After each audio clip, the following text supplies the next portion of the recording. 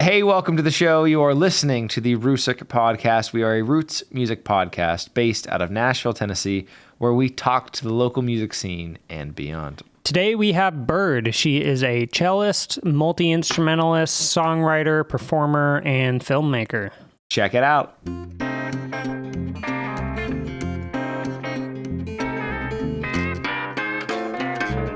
I've got to say the people are phenomenal. They Really? were so friendly.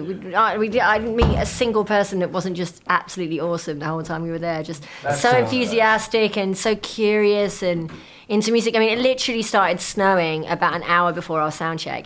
And I looked at Pete and I went, well, that's an empty house then. Because nobody knows me here either. Yeah. Like, it's not like I'm famous in America. Sell, So I was like, oh, God, we're not going to play to anyone tonight. Yeah. And then we got there and it was just this beautiful, wonderful audience. And they all, like, you know, came through the snow blizzard to come watch us play. There was a couple that drove an hour and a half to come watch the show. And it was just, like, so nice. That's awesome. Yeah, they were very nice people. So I find in smaller towns like that, like you often get better crowds. yes. I'm not sure, probably just because there's less going on over there, so Of it's like a course, big deal when so a good people get musician really comes into to it. play. They're like, right, you know, let's all go But, out and see it. yeah. Oh, she probably Yeah. Oh no. Yeah. You're good.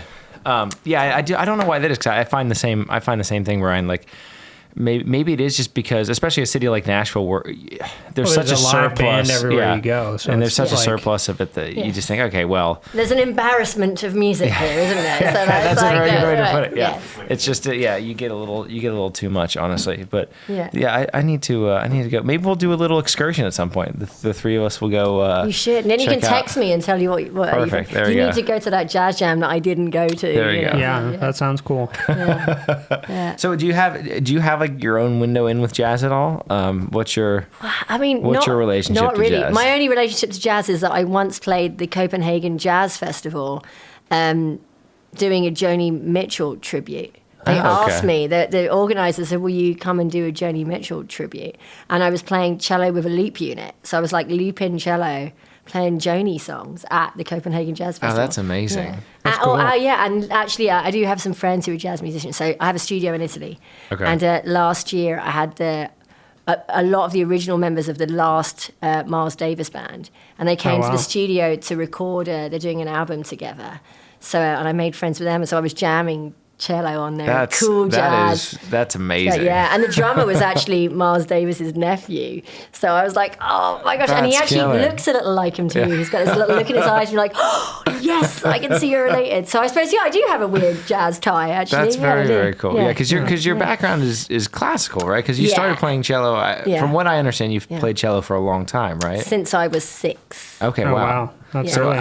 how did your relationship to classical music eventually morph into what you or somewhat of what you do now? Yeah, I think I'm not even sure I ever really had a relationship with classical music. It's like you have to learn this. Yeah, it was like a tool for training me to listen and understand music. And I'm very happy that I did all that. And actually there are some stunning classical pieces, things that I really love. I think the thing that I didn't like about it was that I didn't feel like I could kind of express myself the way I wanted to. And then I saw a Jacqueline Dupre video, and I was like, yes, you can. I remember seeing her, and she was like rocking around and swaying, and I turned up at orchestra, so excited the day after. I was rocking around swaying, and all I remember was being like hit on the back of my head with the bow of the woman who would instruct each section, and she was like, stop swaying! Stop having fun, damn it. Stop having fun in the classical world. But I mean, classical music is wonderful, and without it, and without that training, I would not have been able to, go on and do what I did. So, I love classical. I do find it. I always find that yes, there's obviously unbelievable musicality within an orchestra. I mean, just to be able to play on that level is stunning. But when I'm listening to classical music, I'm really listening to the mind of the composer. Yes. Yeah. And you might get your 4 bars if you happen to be first violin, whatever. You might get your 4 bars, your 8 bars to sort of express in your own way. Yeah. But you're really there to serve the That's exactly the what song. you're doing. And I mean I shouldn't say to serve the composer. Yeah. Because we all want to be serving the song. It's all trying to recreate what was once written. Yes. Yeah, exactly. Yeah, And- which, if you're a creative soul yourself, is great, but at some point that feels a little frustrating. You're like, absolutely. I want to see what I can do with that, you know. But when you first started to feel that, what trajectory did that put you on as a young person? When you started to feel that tension? it made me learn the drums. That's There what you go. happened. There you go. Brian So- actually started off as a yeah. drummer. I did. Did you? Yeah. Right on. Yeah. No, so I started like noodling around, like writing little bits of cello compositions, and then and realised that the orchestra probably wouldn't play those. So, and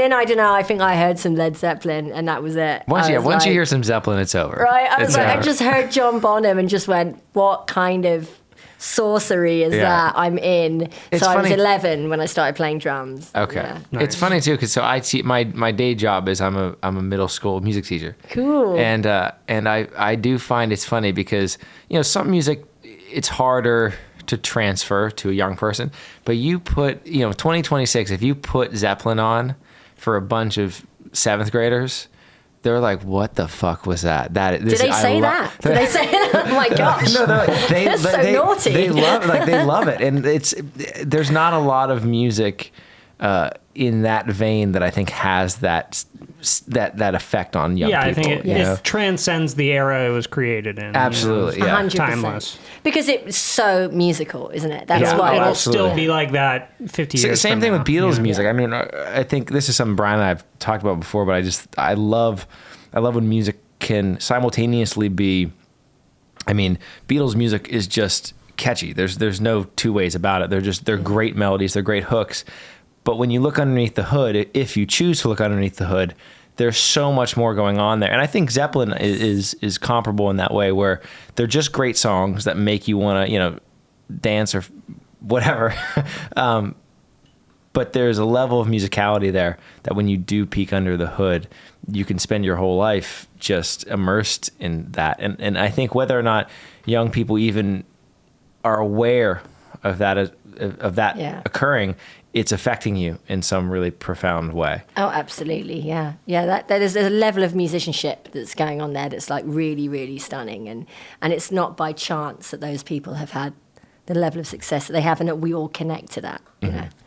Mm-hmm. When you so you said you started to kind of carve your own path, so to speak, at that point. What was outside of what you were being sort of forced to learn, I guess, as a young person? What was the stuff at that point in life that was actually connecting to you, that you heard on the radio, or you heard through your parents, that it made you want to pursue music? Yeah.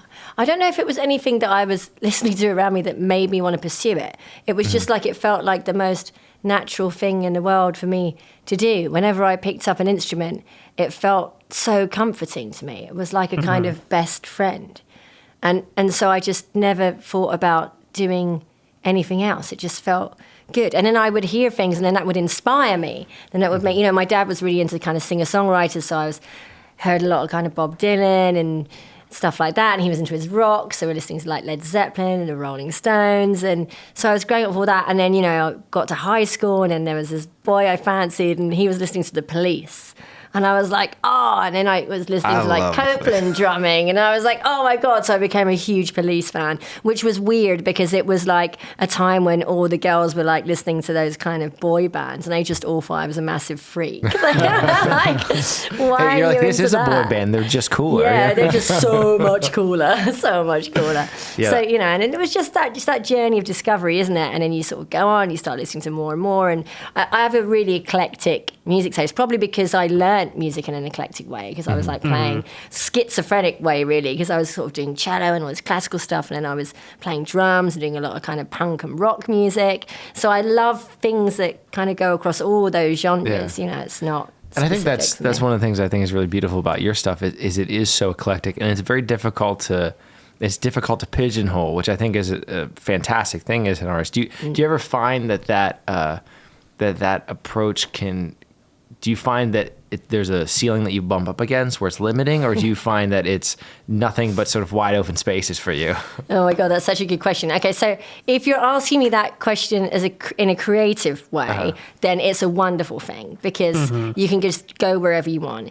If you're asking in terms of trying to sell songs, it's the worst thing in the world because it's literally find your market. It's the bane of my life, and I don't even think it's that. It's that the industry wants you to be pigeonholed. Yeah, so there's this it's whole easier thing of to sell it to of course. yeah. So they're like, what are you? And I'm like, I'm everything to everyone. And like that's not a good answer. So there's been times where it's just difficult, and I think especially with the internet, and trying to sell online, like then you really have to pick a genre because the computer's making you do it. And I'm like, I don't know. I'm like all three of those things. Can I be all three? And it's like, no, you cannot be all three. Pick one. So I think I sorted in some ways. I've had to become more conscious about. I don't know. I will never make music obeying a rule, though. I think the music has to come first. But it's definitely something that I will take slightly into consideration in a way that maybe I didn't when I was younger. There's some wisdom to that, I think. I'm always fascinated by that because, kind of to what you were saying, Brian, there's this weird duality at play now where I do think you're right on the money, whereas it's like the music industry is more concerned with being able to pigeonhole and being able to package and present something to an audience that is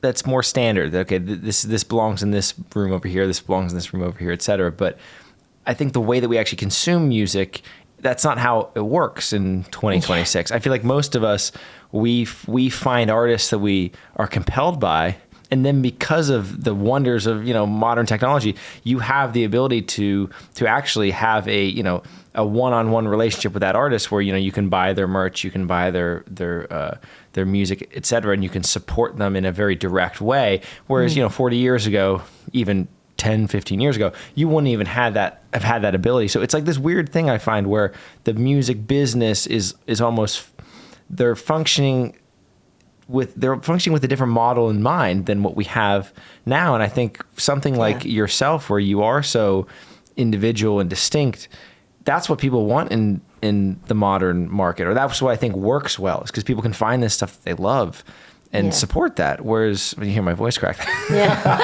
whereas like you just wouldn't have had that ability at another time, Yeah, that's true. I think it's a strangely positive time, really, especially for indie music, because on one side everyone's really worried about AI and what's going on with that, but actually the kind of flip of that is that it's also technology is empowering independent artists to be able to kind of take control a lot themselves, and that's a really good thing, Absolutely. So for sure. Yeah, God knows we've had plenty of AI conversations on this podcast, but I do think like at the end of the day, it just boils down to it's a tool, and there are going to be people who if there are going to be some people that think that tool can be overused, as I'm sure it can be. But to your point, it allows a very, very difficult job to be accomplished by less people. And if you're a starving artist, if you're someone who, that's like what you were talking about before we were rolling, when we were talking about how hard this job is. I mean, being a musician, there are so many things that go into this. There's so many things that you have to love doing it. And like you were saying, you figure that out quickly. Within the first little while, you figure out if, you were made for this kind of thing or not. And I think that just allows people to be able to do that. And it allows one person to take up maybe the job of 5 or 6 people or whatever that number is that you just wouldn't have been able to do. And like anything, I'm sure that can be misused, and I'm sure that can be, for me at least, it can't creep in this sort of into the creative realm of things, because then that's something different. But I just think it's a great tool. Like for you at this point in your career, do you find that your ability to do you find that it helps your ability to just get more stuff done, technology? I know it sounds like a weird question, but like... No, it's not a weird question. I think that, again, it's a bit of a double-edged sword. It empowers us in one respect, but it also overloads us. So Definitely. The fact that we have to, for an independent release, for example, you're going to need 3 videos: a lyric video, a visualizer, an official video. You're going to need content that you can keep putting out. You're going to, and by the way, you've got to actually write the song, and it's got to be a good song. You've got to record it. You've got to do the old job too.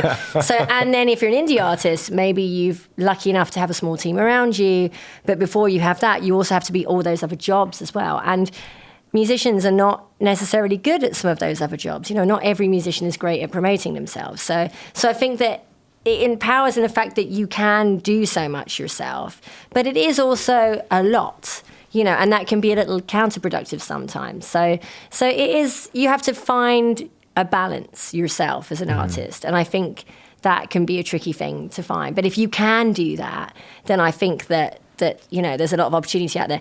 And I really think with the AI thing as well, it's people are quite sort of scared by it. But the truth is, it's been around for donkey's years. When they started auto-tuning vocals, I mean, that's what that is, and the worst thing about that is for years, people thought they were buying into great, well-made things, but actually beneath the surface, there was a lot of trickery going on. Yeah. Now it's just become so used that we know that. And then I think it's giving people a clearer choice. Actually, in the end, the more that AI rises, it's going to sweep up all of the stuff that can be done by computers, that kind of really generic pop stuff. And then we can do the good stuff again, the music that AI is going to replace is probably not the good music anymore. Right on. I'm like, who cares? Bring it on. I'm like, bring it on. Here you go. AI, you can have this. It'll just weed out the bad shit faster. Exactly. Exactly. Yeah. And then people will really be able to make an informed choice about what they care about and what they want to listen to. And then I think for us indie artists,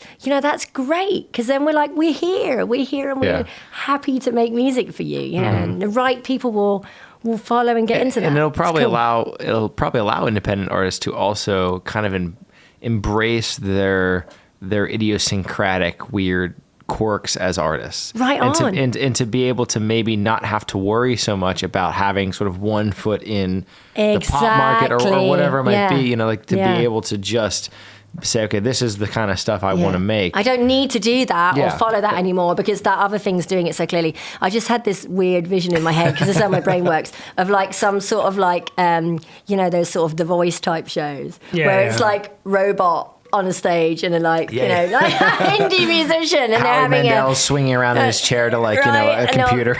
And then they'll be having a playoff. There'll be like the robot one side and the. No, that's not going to happen, is it? Well, hey, you never know. TV is getting weird, guys. TV is getting weird. I don't know if you noticed. Like, that is true. Yeah, I haven't watched actual cable TV in God knows how long. Best not to. Yeah. I don't even. Figured I'm not. We don't even have. I don't have TV, like cable TV at all. I don't think I do either. But every once in a while, my girlfriend will show me like some new show. Oh my God, it's getting crazy. I kind of enjoy it because it feels like we're like building up to some kind of weird apocalyptic like scenario. Yeah. And there's this strange kind of Victorian sort of circus of curiosities vibe about it all, as well as this very voyeuristic. Yeah, it's exactly. Let's watch all the mad people on television, and it's getting pretty bonkers. One of the things you were talking about too when you guys were when you were performing. You sort of have one foot in the film world, it seems. So anyone who listens to this knows that I'm a huge film nerd. I love film to death. What is your relationship with that? How did all that happen in life? So I'm an accidental filmmaker, is what I am. So the long story, but I'll try and say it quickly, is that I was making an album with an amazing producer called Mike Hedges, and we spent like 5 years working on this project, and it was a big passion project. And then COVID hit, and the whole kind of thing just sort of froze. So I had all these sort of really finished demos, and we had recorded orchestra on them, and they were just like, really there. And I didn't really know what to do with it anymore. And then someone who heard the demo said to me, "Oh, you should try and get it in a film. That's a great way, because this music is very cinematic." Mm-hmm. And I thought that's a great idea. And I knew one film company, one production company, and I knew one person in one production company. So I sent the music to them. I was like, do you want some of this for your film? And they were like, not really, but no, thank you. But they said, but I really like it. Like, you should write a film around the songs. Like the kind of like Beatles kind of vibe, like Hard Day's Night, you should do that. And I was like, oh, so I'd never written a a film. He said, no, don't worry, we'll put you together with some people. So they did, and they were amazing. But these people were like really big people. Like one of them was Frank Cottrell Boyce, who in the UK, he's like a big writer, and he works with like Danny Boyle and stuff like that. And then the director was this like amazing director who works with like Bill Nighy, and he's actually also used to be in a band in The Farm. He was a bass player in The Farm. And so they were just so busy and so talented that we had this idea for about a year, and it just wasn't coming together. And in the end I was like, you know what, maybe I should just write a little short, you know, and write it myself just for a laugh. And maybe that'll get, everybody will find that so hilariously bad that it will get them off their bums to make the film with me, was what I really thought was going to happen. And so I wrote it, and then I sent it to the film company, and they were like, this is great, let's make this. Yeah. So that's what happened. That's beautiful. Yeah, so we made this little short film, which in the end was sort of semi-autobiographical. Because you write what you know, right, if you're going to write something for the first time. So we made it, and it was just a big surprise. It did really well. It got into a bunch of film festivals and won some awards, and I wrote that, and I did all the music for it, obviously, and I kind of combined some of these tracks from those demos and kind of wrote them into the film, which worked really well. And that was it. Then I got the bug, because it was like a whole world that I knew nothing about. And I went attending a lot of these festivals because it was the first time I'd been in it, and I was invited to go along, and I just watched all this amazing stuff, especially short. Short film is this really kind of underrated thing, because you get to go into cinema and just have these little insights into people's kind of crazy brains. And there's something about having to see something. You really have to pay attention if you're going to make it short. Often when you watch a full-length film, half of it you could have cut out, right? Yeah. So when you see a good short, it's really genius. They've really kind of condensed it to its real essence. It's just distilled down to something. And it's almost dreamlike in a way, too. Yeah. I find it kind of, for myself, shorts can almost tap into that dream part of the brain where you get these sort of very highly distilled flashes and fragments of things. Yes. That sort of vignettes. Exactly. Did you find that working in film scratched a similar itch to music? How much of the skill that you acquired as a musician was transferable, or was it something totally wholly new for you? Yeah, that's a good question. Actually, there's like I found so many parallels, so many things that were similar in a discipline of making a film and writing a song. The processes were really similar, and yet, of course, different at the same time. And then I realized that actually I'd sort of been training to do film my whole life, because I went to art college at a certain point in my life. I have a degree in art, and I like to make my own videos. Like I make most of my videos for my songs. I've been doing that myself for a long time. Lovely. So in a weird way, I kind of realized that I'd sort of been, like when I training. You've been training this whole time. Without knowing, it was like Rocky. I was like, I've been jogging around. I didn't even know I was going to do the fight. So it was sort of like that. I sort of accidentally got into it, but actually I thought, oh, this feels quite natural to me. Yeah. So now that's it. Now I'm sort of off and running, and I love that. Love doing Have it, you found since doing that that experience has kind of bled into the music thing at all, or can you kind of keep them separate? Like, do you find when you sit down to write now that you almost think, okay, is there something I can visually pair with this? Or how can this song be made into a film one day? No, I don't think it's changed at all my process as a musician. Not really. No, I think that I still kind of work the same way that I always have done. I think I've just got this other passion now. So it's just lovely to have two things. I love it. As a songwriter, you've worked with a lot of different people. Like you've done a lot of like co-writing, and you've kind of it's something in Nashville. It's very popular, obviously. How did all of that begin with you? Because even just getting your foot in the door with co-writing, not even finding big folks in the scene, but just sitting down with someone and trying to be creative in that environment is so different. How young were you when you were first kind of exposed to that dynamic? Okay, the two of us are going to write a song, as opposed to like I have my entire life to write any song that I want to. I find that's very different. Yeah, no, you're right. It is, and I think in some ways, in a weird way, being in an orchestra when I was a kid, that was really good training for co-writes, because I'm used to being a team player.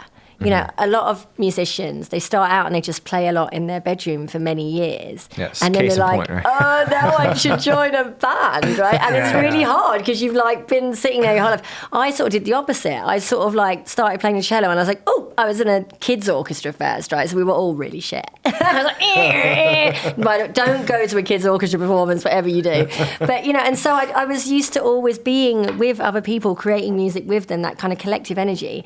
So in a strange way, I think it felt really natural for me to do that. Like I love collaborating and co-writing, and I'm perfectly happy doing it by myself too. But I just think it's just so fun to get inside other people's brains and work together. It's a really nice process. Yeah. Do you find when you do that, do you find that you have your that you kind of have your bag of tricks as a songwriter that you feel like are okay? If Brian and I sit down to write a song and I got nothing, like if we're running up against that wall every time, I've got these skills over here that I can pull out, that I can rely on. Do you find that as a songwriter you have those things? Yes, but if I tell you about them, I have to kill you. And then yeah, no, I do. I think my key one is that I love working with words. I love being a lyricist, and so I keep a little book of ideas and lyrics, kind of purposely only half formed. Okay. So that I can sort of work that with someone. Is it a combination of specific lines or sort of connected lines that you think work well, or is it more abstract than that, and just sort of basic ideas of songs, or is it sort of a collection of both? It's a mad person's rambling in a moleskin is what it is. No, it's a combination of all those things, actually. Okay. There'll be pages where I've kind of doodled something that's just a line or just a couple of words. And then there are other things where I've kind of almost got a whole story kind of formed. So I try and write every day something, in the same way that I play a little cello or something every day. I try and write down a few words or just tease something out of my brain every day, and I just put that down on paper, and sometimes they work out. So I've literally got hundreds of moleskins in my house in a cupboard. Like most of it doesn't see the light of day, but that's the whole point of having a book of them that you can kind of flick through and do that. And that's a nice thing to have when you go into a co-write, because when you, like you were saying, you walk into a room, maybe you've never met the person before, sometimes there's a lot of expectation, and so it's really nice to be able to offer something. Say, right, okay, if we do get stuck, we can. This might sound like a stupid question, but that's what I do. When you do sit down and write, because I am not. I've tried in my life to be a co-writer, and I've just found the way that I approach things, it doesn't really work great. And like any skill set, I'm sure if I really cared and I put my mind to it, and most importantly the time in, we'd get there. But it's just not. It's just not what I've done in life.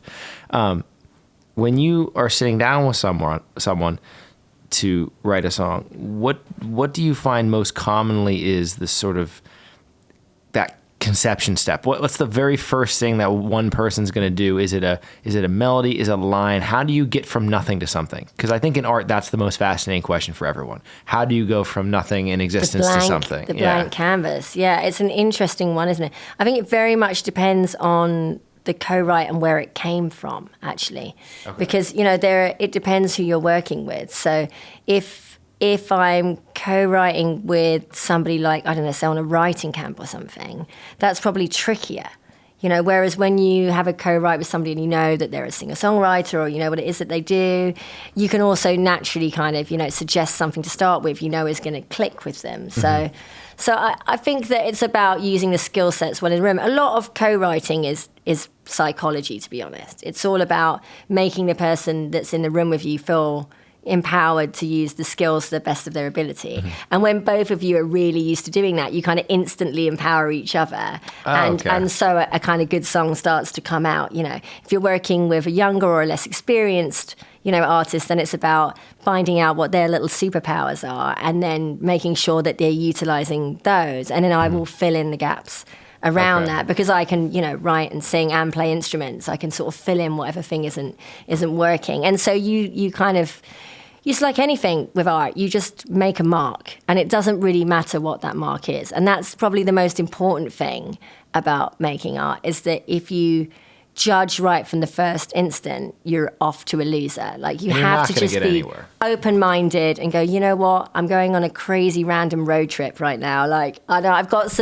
there's gas in the car. I don't know where we're going to end up, but it's going to be a fun ride. And I think if you think about it like that, then you will always fill the canvas with something, you know. And then, the process afterwards can be longer or shorter depending on what you did in that room, but you'll always get something good out of it, I think.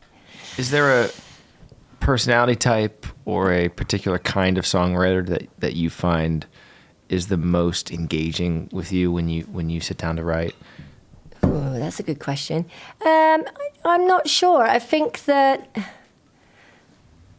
No, I don't know, because the great thing about co-writing is that you're always working with different people who bring something different to the table. So, it's nice when people are different, or it's nice when it's a challenge, Sometimes you start a writing session, you're like, oh, this is a tough one. It's like, I don't know, it'd be like, I've never done it, but I guess it'd be like speed dating or something, And so sometimes it's like, oh, this is so much fun. Instantly you click. But you don't necessarily get the best song out of that.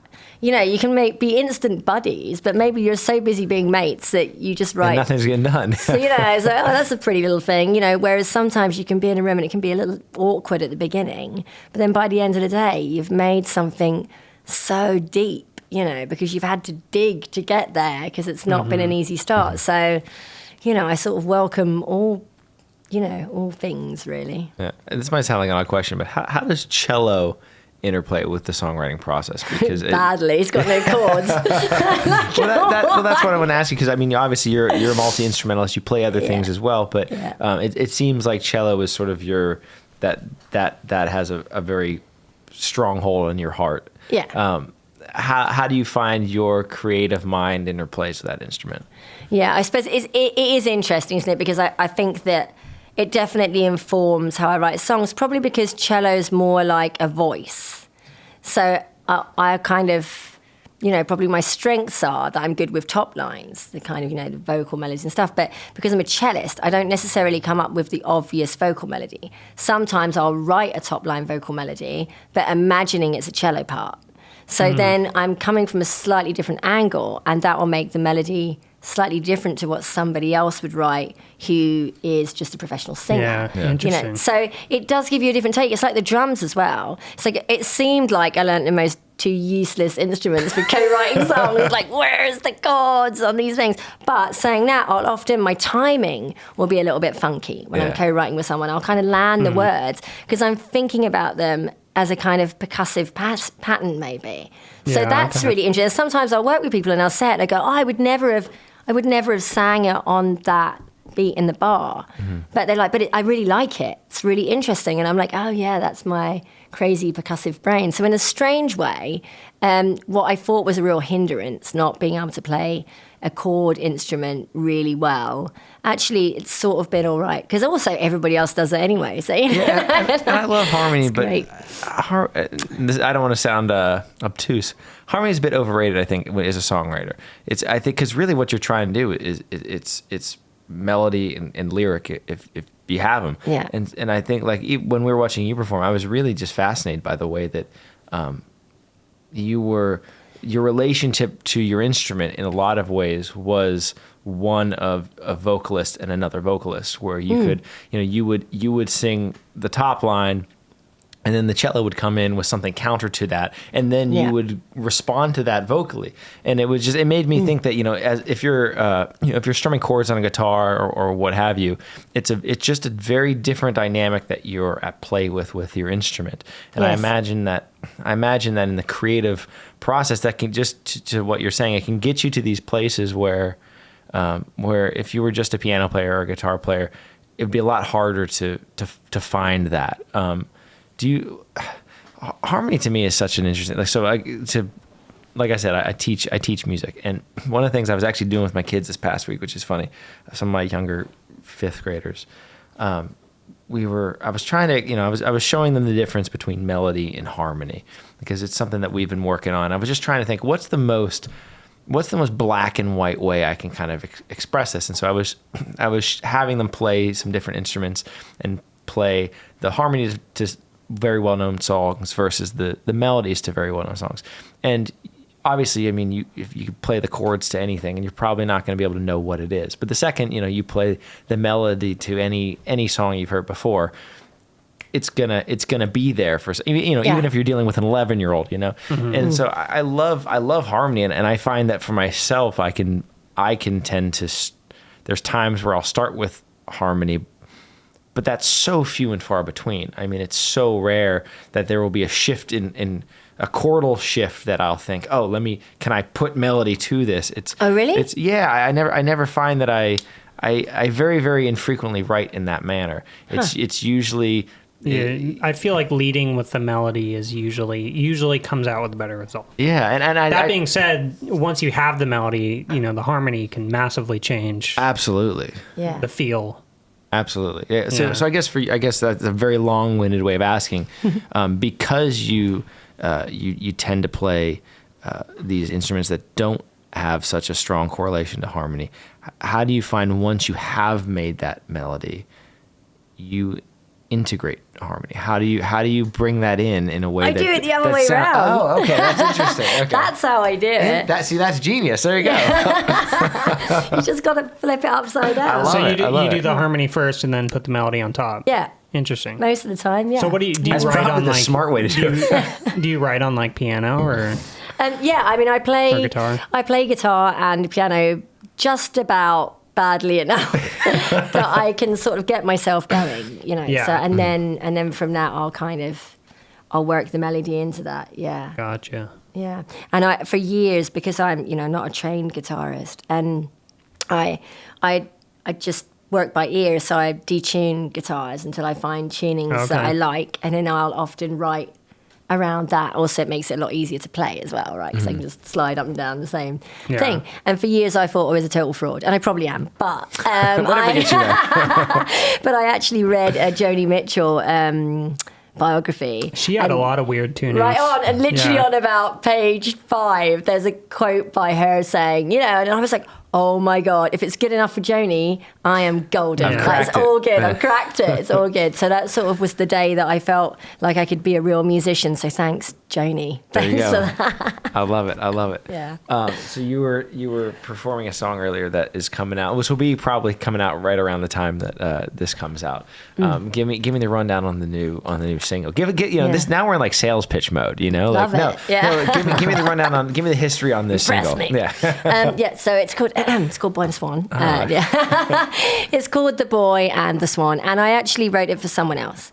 And it's rare for me to write a song for someone else and then use it myself. That almost never, ever happens. But I met this wonderful, talented guy in Belgium. It's called Aqua Riaz, and he won one of those kind of The Voice shows in Belgium when he was very young.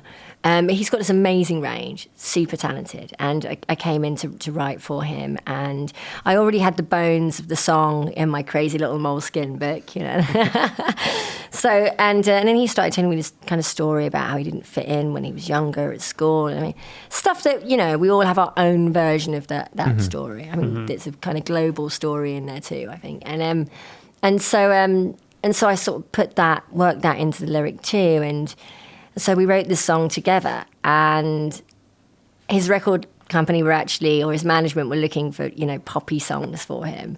So I was like, well, this one's not gonna do that, and but we were both really happy with it. It struck something, I think, both of us. And then he took it back, and sure enough, they were like, no, you need more pop. You need more pop. So I was like, well, if you guys don't want it, I'll take this song, because I really love it. And I feel like it's something that I would love to share with the world, because I always think about that, that connection that I want to make with people, back and forth. And so I recorded it, and then the label heard it, his label, and they went, no, this is great, you should put this out. So in the end, we've both put the song out. Oh, brilliant. I love it. Which is a rare but lovely thing. And yeah, it's a fairly simple song, really, just about, the boy and the swan are obviously a metaphor for bullying, and be that, from another person, or also how you can just internally do that to yourself sometimes. And also kind of globally, how countries can do that, like places can do that, like it's a big thing, isn't it? And I just wanted to write something to sort of remind us that, we've all got that story. We're not alone, and it's nice to consider that sometimes. The thing I really love about too is yes, you can extract all that from it, but it's also very hyper specific in terms of the narrative, right? Yes. And this is something that I find doesn't transfer in art, right? Generality doesn't transfer in art. Yeah. The things that I think compel us the most, the things that are the most potent in art, are the things that are hyper specific. Yes. And they might be things that we have obviously never experienced, but we can then extrapolate from that to the things that we have experienced. Yeah. And when you're writing, where do you find that balance is, or if this even creeps into the equation of trying to be as hyper specific as possible? Because again, I'm trying to think of an example, and they may well exist. I just can't pull one from my mind of art in whatever form that's taking. I mean, outside of music, etc. Yeah. That generality even works. I don't think it really does. Like abstract lyrics. Yeah, well, no, that's a whole other thing. But I think like even the abstract lyrics that that really compel us. They're general. Concrete. They're not general. Yeah, you're right. Generality, whether it's film or whether it's or literature or whether it's music, whatever it might be. It would be pointless. Wouldn't it? Exactly. It just doesn't work. So like when you're writing, like how do you ride that line of specificity? I know that's an odd question. I don't think it is. I think it's a good question. I'm a really visual person, so I think that that when I'm writing, I'll often see the lyrics, like I see the story as I'm writing it. So like with this one, when I kind of thought about this kind of lonely kid, and I often write about kind of water or lakes, or I don't know why, but they're kind of in the tides. They're all kind of in there, and then I sort of started to see him and see the swan, and then sort of imagined him kind of picking the feathers out, and then when the swan doesn't have feathers, then the swan, of course, is going to be flesh-like, like the boy, like they almost look the same. So it's almost like when I start to visualize it in my head, the lyrics kind of write themselves a little bit. Because as I'm thinking and seeing it, then the lyrics are coming out, because I'm like, oh yeah, because then they'd almost look the same, wouldn't they? Oh, that's brilliant, because I do you see what I mean? Absolutely, and I find that that's exactly what that's a brilliant way of saying that, because when you're imagining something like that, the process then becomes, how do I articulate that idea? If you're trying to articulate an idea, that's so much more powerful than the inverse of that, where you're just trying to, or when you're just trying to kind of fill a line. You're walking in the dark, then, exactly, aren't you? exactly. That's a brilliant way to do that. I guess that's probably a place where co-writing might be able to be a power there. Yeah. You speaking of the tides, you did that song as well. You did that song. You wrote that song with John Paul White. I gather. What was the history of that song? How did that work? Yeah. So John Paul White and I actually met many years ago. We were both signed to the same publisher for a while, and we ended up on this crazy writing camp together. It was back when EMI was a publishing company, because now they've been bought out by Sony. And EMI used to have this thing every year. It was called Song Island, and they would take a writer from every country around the world. It was sort of like a giant Eurovision Song Contest. They were like, and this is Janie representing, and you would kind of go in and you'd be with all these other like writers from around the world, all signed to the same label. And it was really clever, because they'd put everyone that they'd signed together, and they'd be like, go write some songs together, guys. Actually genius. It was genius. And I'll be honest, it was life-changing for me, because I was a fairly young writer at that point, and I made friends there, including John Paul White, who I then went on to write hits with, because they were so smart. That the irony was, we all left that label by the time we wrote the hits. They didn't recoup that money, ha ha ha. But that's hilarious. But it was so surreal, because we were on an island. I remember it really well, because it was, do you remember the band Aha? Yes, of course. So it was Morton Harkett's house on a private island, and I remember that they like took us in on these little boats. It was like some sort of weird horror movie. We were like kind of rowed across to this kind of weird house, and then we just spent a week writing like crazy shit. And and John Paul was there, and so we became friends. And then we didn't really write together there, though, because we were with different people. I played some cello on a song that he and Lena Marlin wrote together. Imagine that. It was a cool song. It was a very cool song, actually. And so, I was always at the end of these things. You kind of bond because it's very intense. You're there and you're writing day and night for a week, and it's crazy stuff. And so we said we'd work together, and then he went back to the States and he met Joy and he did the Civil Wars, and we didn't really speak for a bunch of time. And then a record producer I was working with on this project, by complete coincidence, he'd produced an album for him, one of John's solo albums.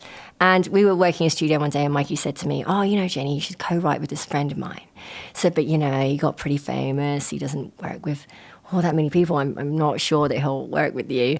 And he said, it's called John Paul White. And I was like, JP, yeah, it's my old mucker. It's a small world right it was there. hilarious. So it was really funny, and it was really nice. And luckily for me, John Paul did remember me. And so we ended up writing a whole bunch of stuff together, actually. We spent some time in LA, and then we spent some time in Japan together. Oh, beautiful. Yeah, and that was really cool. And the tides happened because I actually wrote the lyric before I saw John. I was on holiday, and somehow randomly I got invited on this boat trip, and I was in the bottom of this sailing boat, and I just hated it. It was just horrible. It was so unpleasant, and I really kind of resented being there. I just didn't want to be there. I kind of got forced into this thing. And so this kind of lyric just kind of poured out of me literally while I was rocking kind of sick in this on the bows of this sailing boat. So it's kind of strange because this lyric is actually kind of very specific, and then also kind of not, in other ways. And so when I saw John, he just started playing that beautiful guitar part, and I was like, and there was something so galleonship about it. Do you know what I mean? That kind of waltzy, I just kind of felt like I was back in that boat, and I was like, oh, I have the lyric for this. So, and that's quite strange because normally, you wouldn't go in with a finished lyric to a co-write, but he loved it too. So it worked out really well, that one. Yeah. When you are co-writing, is there a? I was thinking about your sort of Eurovision experience. Is there? I don't know what you're talking about. It's all lies. Is there usually a goal in mind when you sit down to do something like that? Okay, like we need one song, we need 10 songs, we need melody for X, Y, and Z. Like, is there a goal, or is it more just let's throw these people together? In any situation. Yeah, I mean, it depends. Often there is. I'll be honest. I think it's not the best way to write songs. I think the problem with those goals are that they add something in that detracts from what we're really doing, which is we're trying to grab that little piece of magic. And none of us knows quite why or how it happens. And it's why we keep writing and we keep trying. What we're really doing is, that first time when you're a teenager or maybe even younger and you hear a song, and this applies to everybody globally. You don't have to be a musician for this to happen. You hear a song and it just goes, oh my God. There's a feeling in your belly. It's like falling in love. It's like, oh. And I think all the difference between musicians and non-musicians is that musicians just keep wanting to try and recreate that feeling. We're like heroin addicts, really. Basically, we're just addicted, folks. That's exactly what it is. We're like, come on. And so I think that when you're songwriting, it's almost a kind of spiritual thing, And when you start sticking goals into that, we gotta write a hit, or we need it for this and that. I mean, it's nice to have constraints. It's nice to have limitations when you're writing, but I think that you need to be careful about that too. There are a lot of very commercial co-write sessions and camps, and they're all great as well. They serve a different purpose. Actually, it's a different thing, and a different thing comes out of that because of that. As a songwriter, what's the closest you've gotten to that initial high? Once you've completed something or just a moment of creation, what's the closest you've gotten in your life to that thing? I feel like I kind of get that quite often, just that sense of when you kind of finish a track and you've gone in the studio, because there's this whole process, right? Because you kind of write the song and then you have to record the song and you have to try and, serve that that nugget there and kind of bring something beautiful out. And there are sometimes at different points in the recording process where it will suddenly come together. And just for a second, because it's a tease music, right? It's a real tease. Just for a second, I'll get that feeling, you know, and then it will go again. I don't know, I'll hear like there's a drum beat off or something, or there's a pitchy bass. I'm like, then you're like back to it. No, I'm back to the start. Cruel mistress.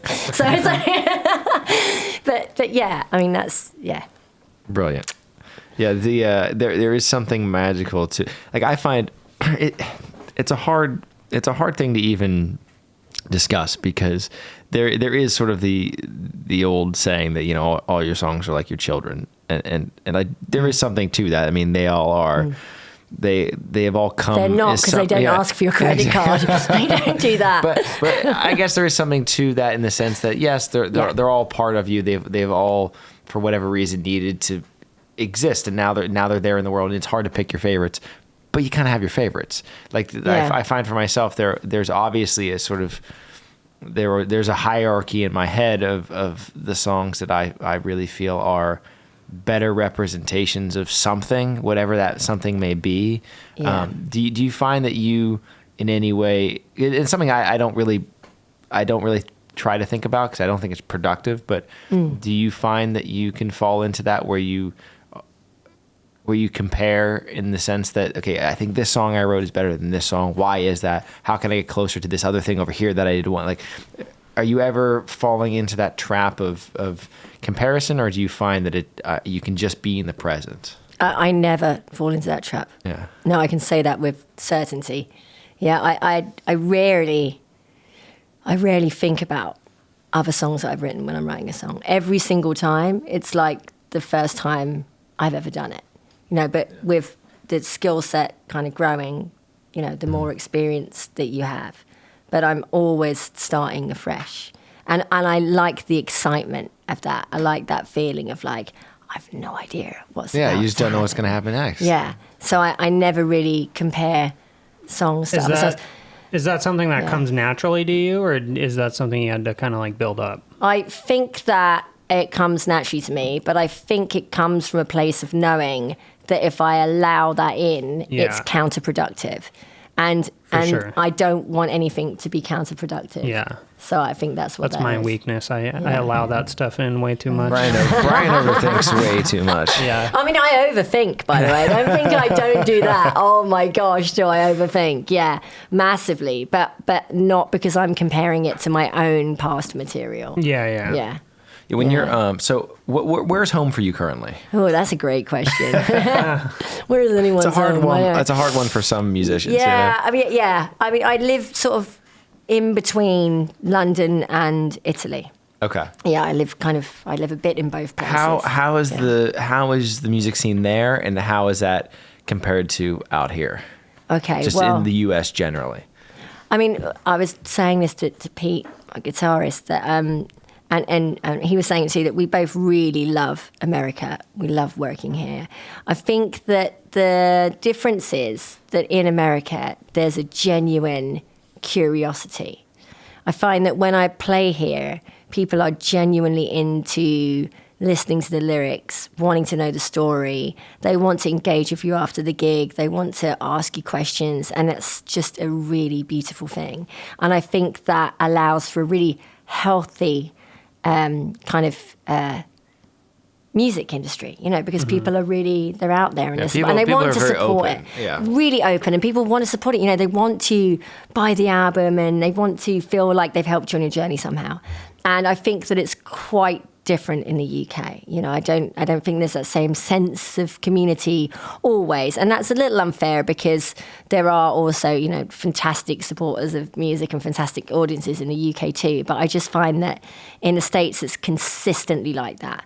Whereas when that happens in the UK, it's maybe less consistent. Yeah. And those moments kind of shine when they do occur there. Yeah. And I think that also, being such an enormous country, there's so much talent in America as well, that there's less complacency. Like you kind of just have to be good here because if you're not, someone else will be, you know. And I think sometimes a little bit back home, you know, we have this kind of legacy of like great music from the sort of 60s and 70s. And I feel a little bit like people kind of rely a little bit on that rather than really just practicing sort and of getting resting on your really laurels good. a little bit. Tiny bit, you know. I'm going to get slated for saying this. Like, you're dead to us in the UK now. You're never Go to coming back. America. You're stuck in Tennessee. I'm sorry. Which I've got to be honest, I wouldn't mind at all. I've been eyeing up some bungalows in East Nashville. I'm like, that one. Yeah, come join East. It's fun down there. You know, it's fun. Yeah. Yeah. So where you've obviously you spent a lot of time in playing all over the states. I think the U.S. is fascinating because we're really like 50 different countries in terms of just culture, the people here. Where have you played in the U.S. that you find feels the most just like home to you, that you feel the most comfortable? Is there anywhere that stands out? Ooh, that's a good question. I mean, honest truth, I haven't played too much in America. I'm still fairly new to playing here. But I mean, well, I was down in Austin and we did some shows there last month. Austin's a lot of fun. And I like Austin a lot. That was really funky. The musicians down there are just great. You know, it's this kind of old school country feel, but they're somehow contemporary at the same time. And I don't know, I really enjoyed playing down there. That was fun. But I love playing in Nashville too. You know, I mean, this is a great town. But we were talking about it before, weren't we, about that smaller towns where maybe there's less constant flow of music and concerts going through, and so people have this kind of natural hunger to watch things, and so they're really fun places to play because, you know, there is this kind of sense of it's a real treat for people. It's like their big night out and they all come along, and it's really a joy to be part of their big night out. You know, that's nice. Whereas when you go to the bigger towns, it's more like, well, impress me then. I'm all right, then I will. And there's something there's something to taking on, I don't even want to say taking on the responsibility of that, but like I imagine this is something that Brian and I have talked with some folks on here. You know, we've talked with people all over the sort of spectrum of success when it comes to musicians, and or you know, however you want to. I guess that's a very subjective thing, right? But however you want to define, maybe say the spectrum of ticket sales. We'll put it like that. And one of the things I think is really interesting is for those people that are on that sort of farther end of the spectrum, where you know you're selling out rooms and you've got people showing up every night paying to come see you. There is this innate response. I don't want to say responsibility, but there's this innate sort of element to it that can be interpreted as responsibility. When people are going to show up. Some of them have to get a babysitter. They've got to pay for parking. They've got to do like all of these things. Don't tell me that. No, but I'm going to get nervous now. No, but I think it's interesting because, you know, all of that stuff is great, and I think it's fantastic to want to serve your audience the best that you can. Right? Again, whatever world you're in, whether you are a musician or whether you're, you know, running a restaurant or whatever, but it can't, because it's art, it can't factor into the equation in this weird way. Whereas like you want to be the best, you want to present the best you possibly can to that audience so they can get their money's worth, so to speak. Right. But it can't factor into the artistic equation. Do you know what I mean? Like it's this weird kind of conflict. I think what you're saying. That sort of happens with it is with if you folks think about oftentimes. it like that. If you think about it in a different way. So when I'm doing concerts, I'm not necessarily thinking about that. What I'm thinking about is connection, and I'm thinking about why it is that I do music. And one of the reasons is because I'm an addict and I want that hit. I want that feeling of being a teenager and going, oh, there it is in my belly. When you make a song, it gets you all excited. But the other reason I do it is because I'm constantly seeking that connection to other human beings. That's what all art is in all of its forms, right? We're kind of expressing ourselves as artists. We're trying to speak to the world through the thing that we know best how to do. And we're hoping that somebody else hears that and makes that connection, and they go, oh, wow, I get that, you know. So when I go into a room to play a show, I feel like we're all just part of the art together. You know, like they're part of it, I'm part of it. And all my job is to help facilitate that connection between the two of us. And once I get that started and then I feel that back, then we're just all in it together. So I don't really think about it like, you know, because we all, you know, I don't know, got on a bus or got in a car or arranged something to get there. Me too. You know, we're all humans. It's not like, you know, musicians live any differently to anybody else, you know. We live exactly the same with less food most of the time, but worse diet is how it works. So, you know, I just feel like it's a joint thing, actually. And so, yeah. That's a really beautiful way of thinking about that, because it's absolutely true. I mean, it's also different when you are on stage with an audience in front of you. That's different, and they are part of the experience itself. It's different than because you can interact with that thing. It's different than film, right? Again, I love film, but film is that static thing that an audience is reacting to, whereas music is a non-static thing. Reacting to a non-static thing, reacting back to there's this sort of play in the room itself. It's magic. Exactly, it is. It's just straight magic. Yeah. What at this point do you enjoy the magic of performing more at this point in life, or do you enjoy the magic of songwriting more? Oh, that's a tough question. I mean, for me, it's all part of it. Like, you can't really just do one bit of it. I think probably the most natural thing for me is being in a studio. You know, I think that it's just so easy. You know, it's like I wake up in the morning, make a cup of tea, I go in the studio. You know, I mean, when you go and do a concert, there's a whole bunch of things that happen around that to make that one moment happen. So it's a sort of different discipline. But that being said, it's like equally vital because, again, it's a really important part of the process of making the connection. It's the easiest and most direct way to do it, right? You know, I mean, like when you do it and you record it, you're still trying to find how to get that to people. You've no idea if they've heard it or not, you know, unless they, you know, feed back to you. But when you're in that concert minute, all of a sudden, that thing that you made, you know, primarily yourself and with the, you know, the people around you that work with you, all of a sudden you're making that again, but in a room with a bunch of people who at the beginning are strangers and by the end are not, you know. And so there's this whole other art form that happens in a concert. It becomes its own other artwork, doesn't it? Just for a moment. You know, then it's gone again. And that's the cool thing about live as well, is this moment. And of course now it's a little different because everyone's got their phone and they're recording it and stuff.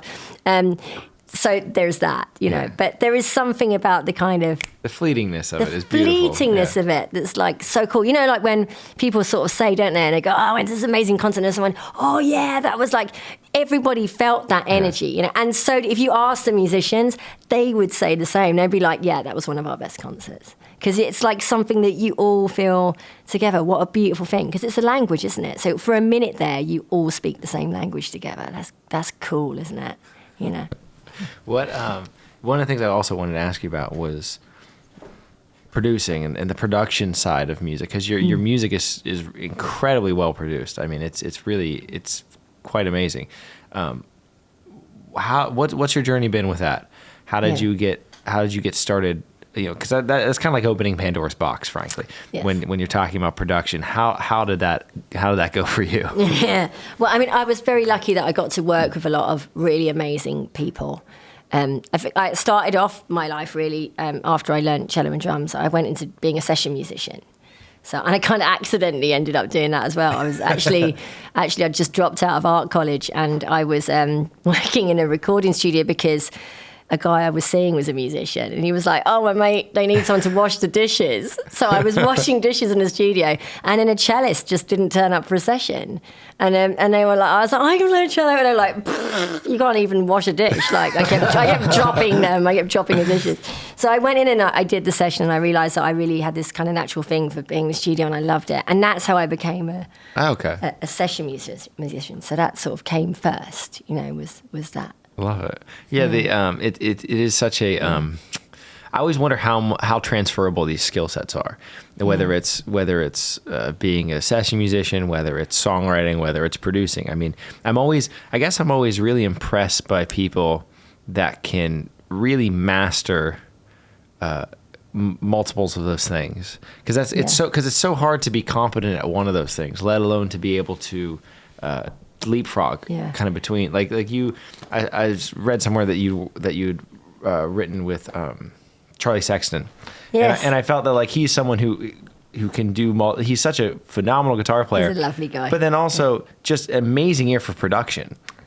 Like a great ear, and I always wonder how people can be able to go across. So I think what happens is, I mean, for me, it was like, so I became a session musician, and then because of that, I met lots of producers because I would go in being a session musician, and so you'd meet them, and you wouldn't be the artist, so you'd get to observe the process, but you wouldn't be having the same kind of relationship with the producer, and so, but I get to know them all, and so then when I started doing my own project, I kind of could get those people to come and work with me because they were like, oh yeah, cello girl, so crazy cello girl, so and then I learned from them, and I'm guessing for people like Charlie, it would be exactly the same. It's like anything in life. You kind of gain the experience, you watch and learn from those people. And then after I'd worked with enough producers for long enough, I kind of started to understand what that skill was. And I think naturally, probably as a writer as well, you're already kind of working with the composition of the song right from when it's a seed of a thing, So you inherently understand part of that process already. And then it's just about learning, the other elements that go into producing a song. But I mean, I work as a team. Like I'm really technically inept because I'm really undisciplined, because my brain just wants to be creative, and I just want to be I'm just all about ideas, so I don't want to spend the time with the little button on the computer like going, so I do work often with a very dear friend, an amazing musician called Pete Davis, and Pete and I kind of work quite closely together, so we kind of co-produce when we're working, and he mixes for me. So but I think I gathered that skill set just from starting out doing sessions. And as a songwriter too, another thing that I just find so fascinating is I think because, to your point, we're constantly working with these kernels, with these seeds of something that will hopefully sprout into God knows what. But because we're so accustomed to that process of something new turning up in its infancy and then allowing that thing to grow into whatever it may be, and then you're on to the next one, because we're so accustomed to that cycle, I find, again, just from our experience of doing the show, and this transcends songwriters, but this could be a guitar player, this could be whomever. If you're in that constant cycle of being able to input, take in some new thing in its infancy, kind of bring it to term, see where it lands, right? Go down that rabbit hole, and then go on to the next thing. I think it allows you to be. That skill set's very transferable to anything in life. I think it allows people to be able to go from absolute shit at something to decently competent in a shorter amount of time than someone that isn't a songwriter or insert you think whatever. So? Absolutely. It gives us a magic learning skill. I know it does. But I really think it does. I think the people like yourself that are just every day accustomed to that process. I think if you wanted to learn how to do, insert whatever thing that you have no experience with whatsoever, I think having that relationship with learning actually allows you to be able to grapple with those things quicker. Yeah. And maybe part of the reason that we become musicians to start with is because we naturally are curious people. I think that's probably the important point, isn't it? That the reason that you picked up the instrument to start with, it's not that you become good at music and then you become good at other stuff. It's like your brain just ticks in that way. Most musicians that I know are quite curious people, and quite disciplined too, because in order to become good, you must practice, Yeah. Sure, there's a lot of people listening that don't want to hear that. Like, no. But and if you don't, AI is going to eat you up. Exactly. So you're not going to have a job anyway. Yeah. So actually, don't practice. Yeah, no, you're not going to have a job anyway. Yeah. I mean, the other thing is that the lovely kind of karmic thing of that is that when you put all that effort in, you get so much out of it too. That's the lovely thing, is that and maybe then once you've done that once and you see the kind of reward, hard work, effort, reward, I think then you're more likely to keep doing that with other things, because you're like, it's going to be tough at the start, but I know after a bit I'll get good at it. A really bad example of that was I decided to try and learn skiing, but actually I just never did get good at it. I just still fall down mountains. So it doesn't always work out, folks. Yeah. But you know, that thing in and of itself, I think, is addicting. Yeah, just right? That's giving it a go. Lovely.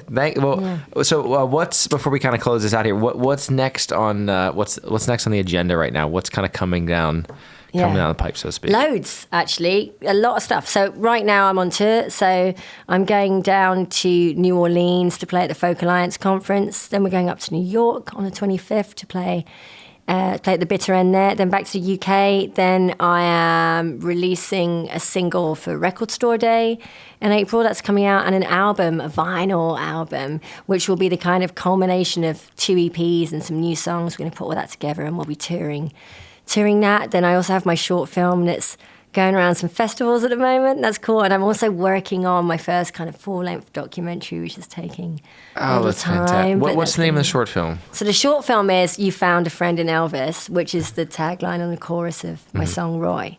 And that came about. You want to hear why that? Oh, absolutely. So that came about because I was watching a music documentary about Roy Orbison, and it was on the BBC. And in it, Roy Orbison Jr. and it's a beautiful documentary because it's told from the perspective of his 3 surviving sons. So it's lovely because you don't often get that, do you? You know.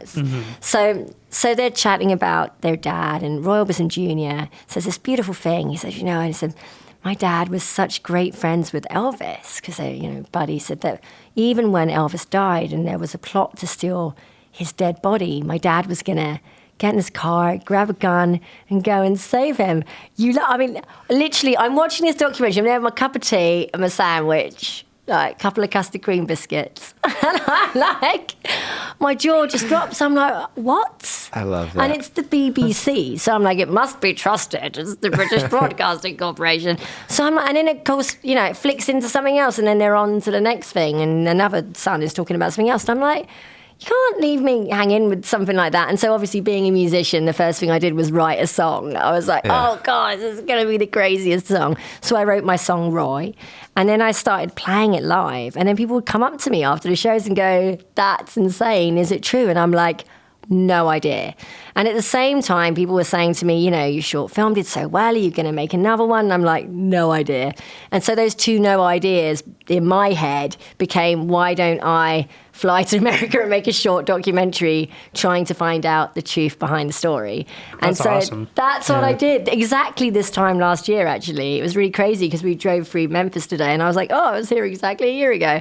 I came over with a wonderful cameraman and Leo Plunkett. He's got a great film company, actually. He makes films about all sorts of wonderful things in the natural world. It's lovely. So he came with me, and we did this journey where we went on this discovery thing. We went to like this archivist in Memphis and his historians, and spoiler alert, half of that story is actually totally true, which even half of it blew my mind. I was like, what? That's insane. So I made this little short documentary, and it was kind of beautiful because I had to ask permission from the Orbison family to use a little bit that Roy Orbison Jr. talking, because obviously that's the whole anchor of the film for me. And they were so supportive. They were so nice about the whole thing, and they said, that's no problem. You can have the rights to use his voice, in that little bit. And I sent the song, when I asked for the request as well. I said, because I wrote this song about your dad. And Roy Orbison Jr. actually wrote back to me. He sent me this lovely email kind of saying, I heard your song, and, it's really beautiful. And it made me so emotional, because also I realized how cheeky I was. I'd written a song about someone's dad. It's like, hey, it's really rude, isn't it? And it was just really lovely that I had made this connection, to someone who was related to him. So that was a really special moment for me. Yeah. That's so beautiful. Yeah, and so now that film's like doing its little rounds around, and I think the next festival in America is it's playing the Poppy Jasper Festival in California. Okay, which is a kind of cool festival over that side. So yeah, beautiful. Well, thank you so much for this. Was a ball. This was so much fun. Me too. It was great. I'm so excited to hear those finished videos, because they sounded just so great in the room. If they sound half as good when they're done as they did in the room, they'll be just amazing. Thank you. So thank you so much. This was a ball. Yeah, thank you. That was great. Thank you. Thanks, guys. Brilliant. That was fantastic. I really enjoyed that. Good. Great questions. We kind of jumped all over the place, but that was wonderful. Yeah, That was cool. wonderful. That's how my head. No, Basically that's works. how mine does too. So it was